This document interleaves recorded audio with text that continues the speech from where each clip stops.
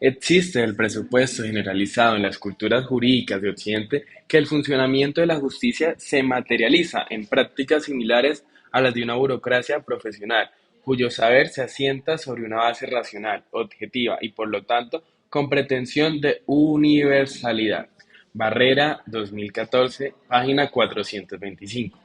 Muy buenos días, mi nombre es Edgar Felipe Rojas y junto a mi compañera Rosa Isela Moreno expondremos expedientes, personas y agencia, una mirada etnográfica sobre las prácticas de producción y circulación del saber en la Corte Suprema Argentina.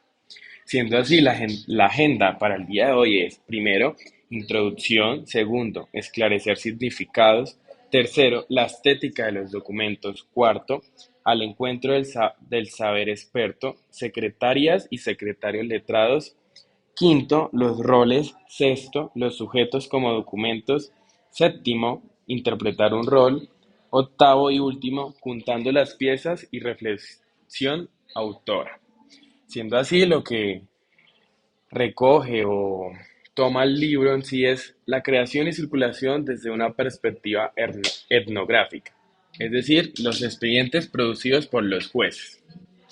Lo que quiere así, y la mayor preocupación de Leticia, es que esta radica en cómo estos textos judiciales pueden llegar a ser el punto ciego del conocer sociojurídico, tanto así que esta preocupación se basa en el indagar cómo dicen o piensan los jueces o los mismos efectos de la decisión judicial. Pues podremos retomar así eh, que en la primera frase mencionada dice que parte de una base racional objetiva y por lo tanto con pretensión de universalidad. Eso quiere decir que la interpretación de un juez se puede dar como universal o puede tomarse como legítima solo por el hecho de ser un juez escogido pues de forma burocrática para su cargo. Siendo así, en la primera parte, o en la introducción, se dan los análisis de los expedientes judiciales, que también se verá apreciar las diferentes modalidades de agencia que se activan o quedan en suspenso en el circuito burocrático de los expedientes. Esta dinámica, según se sostendrá, puede ser interpretada a la luz de las reflexiones de la antropóloga Marilyn Streeter, 1988. En este artículo me propongo, dice Leticia, utilizar ese objeto que emerge en el marco de mi trabajo de campo, el expediente, como una herramienta para mirar y hacer público el funcionamiento de la burocracia, alejándome así de las perspectivas normativas sobre el modo de construcción de la decisión judicial y enfocarme en un dispositivo, es decir, no mirar a través de los jueces, sino mirar lo que ellos producen, lo que en cierto modo recae en las manos de ellos, que es la creación de los expedientes. El argumento aquí es que estas formas se producen en los modos en los que los sujetos de la burocracia se vuelven visibles al observador externo a través de los documentos que ellos mismos crean. También recalca que anteriormente y en la Academia Sociojurídica han habido bastantes investigaciones como son los estudios críticos del derecho y de derecho y sociedad. Sin embargo, algunos de estos análisis resultan, a mi entender, cito a Leticia, insuficientes cuando intentan comprobar sus observaciones empíricas en relación con esquemas preestablecidos de organizaciones judiciales como los ideales, siendo así lo que pretende es salirse de ese molde y dar un campo más abierto de estos expedientes, como estos pueden ser mirados desde una óptica generalizada o en cierto modo descentralizada de los jueces.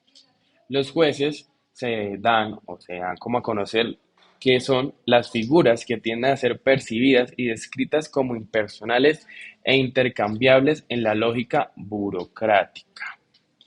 Recalcando así, el segundo punto de la presentación es la definición de significados y la burocracia se podría entender como conjunto de actividades y trámites que hay que seguir para resolver un asunto de carácter administrativo.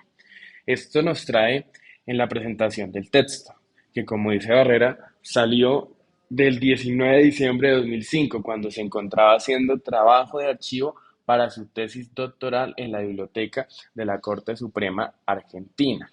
Recibió una llamada de un secretario letrado en el cual le informaba que existía un trámite a su nombre. Este trámite es el expediente número 3737 /05, Barrera Leticia Cornell University Law School, pasantía a la Corte Suprema de Justicia de la Nación, ¿sí? La Corte Suprema de Argentina. Lo que explica ella en cierto grado es que el conocer y el haber pasado de forma escrita ante los jueces una petición para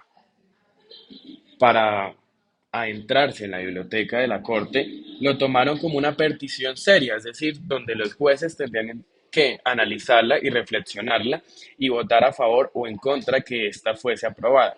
Es decir, necesitaba 5 de los 7 votos para que su escrito, que lo tomaron como una petición, fuese aceptado. Siendo así, una frase bastante relevante dentro del caso que puedo traer a colación es la siguiente: la mejor manera de empezar es dejar de hablar y comenzar a actuar. Walt Disney. Esto, pues, lo menciona a lo largo del texto de Leticia Barrera, que se basa en el análisis que ella pretende exponer en el mismo. Siguiendo la agenda para el día de hoy, sigue la estética de los documentos, que los subdivide en 4 subsecciones: racionalidad judicial, base de los documentos, universalidad con base a la decisión de los electos y realidad jurídica. En el primer componente de la racionalidad, eh, y cabe mencionar, como dice Leticia Barrera en su texto, es un componente esencial, enraizado en esas prácticas. Fue el surgimiento de documentos escritos que promovieron el nivel de separación de los individuos por un lado y sus posiciones de trabajo por el otro, o bien la separación de la institución de la persona, que caracterizaba a las organizaciones del tipo que Weber describía. Los asuntos del Estado estaban aquí personificados en registros escritos que tendían a distanciarlos de los asuntos personales del funcionario y a ofrecer algún tipo de rendición de cuentas, aunque se pretende que los ideales y demás actitudes que influyen en la persona se separen al momento de la decisión y al momento de la redacción de los textos. Estas se pueden ver enmarañadas o en cierto modo relacionadas, porque no es decirlo así en un mundo ideal, sino en un mundo real, donde tanto las influencias como las características de los personajes, en este caso los jueces, pueden influir fuertemente en sus decisiones. Siendo así, las bases documentales, comenta Smith, objetivan el conocimiento, la organización y los procesos de toma de decisión, distinguiéndolo de lo que los individuos hacen para sí mismos de lo que hacen organizacionalmente o discursivamente, y construyendo, por ello, las propiedades de la organización formal o de la publicidad o de su discurso que no pueden ser atribuidas a los individuos, dándose a conocer así las decisiones que son en cierto modo lo que rige o lo que se basa el texto, en este caso el expediente. Define su propósito como una universalidad. Esto quiere decir que en la construcción y diseminación del saber sobre una base racional, sin importar las diferentes formas en las que autoridad judicial se estructura en las culturas legales euroamericanas. En este marco, la figura del expediente resume por autonomacia el funcionamiento del aparato judicial. De hecho, los expedientes son objetos cotidianos y tal vez los más comunes en la vida de un tribunal. Ellos son las formas que ponen en movimiento la dinámica de trabajo de un tribunal, organizando su actividad. No obstante, esta cualidad de los expedientes, tan de sentido común, se da por sentada al punto de que su estudio resulta marginal para la teoría del derecho. Los expedientes dan cuenta de eventos, registran procedimientos y dan lugar a numerosas relaciones que operan dentro del aparato legal en la construcción del saber. Más aún, estos fijan los límites de su propia realidad, es decir, la realidad del saber jurídico.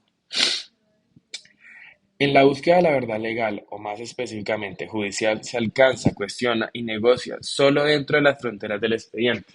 Es decir, las interpretaciones no salen de este, se rigen del expediente creado por las mismas.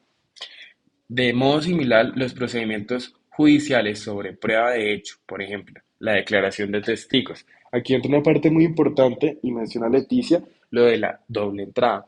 Esta quiere decir que tanto las interpretaciones como los testigos, como las características que presenta el caso y los mismos documentos externos que se presentan dentro de él influyen para su construcción desde la base de los límites judiciales. Eh, También tiene que ver con el compromiso de los actores, sujetos de investigación, quienes se exhiben hacia el expediente como fuente de autoridad. Esto quiere decir, y se da a entender, que es la construcción del saber jurídico.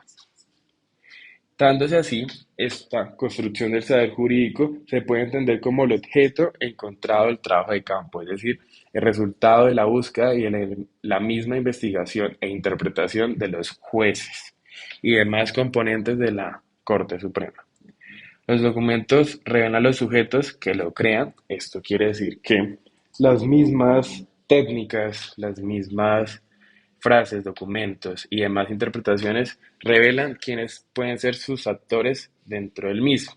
Y lo que menciona Anelesi Railis, quien ha denominado literalismo de la forma metáfora. Siguiendo así con la agenda, nos encontramos el segundo punto, que es al encuentro del saber experto, secretarias y secretarios letrados.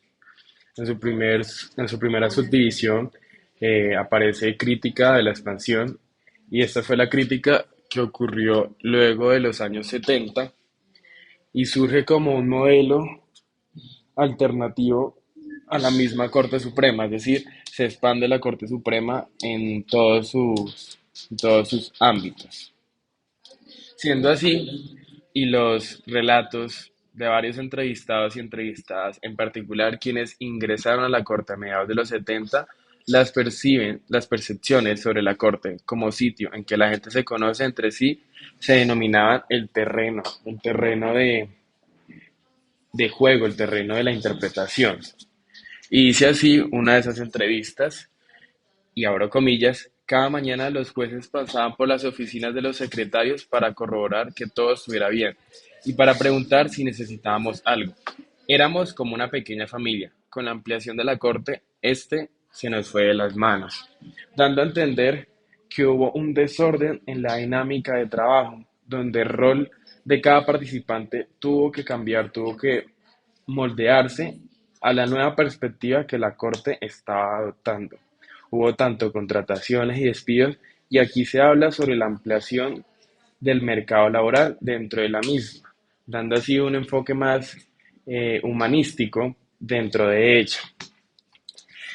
Se da también la composición de la élite, y siendo así, eh, estaban los secretarios, el juez y los magistrados. Ocurre y se da en el periodo posterior de la ampliación de la corte, la llamada corte menemenista.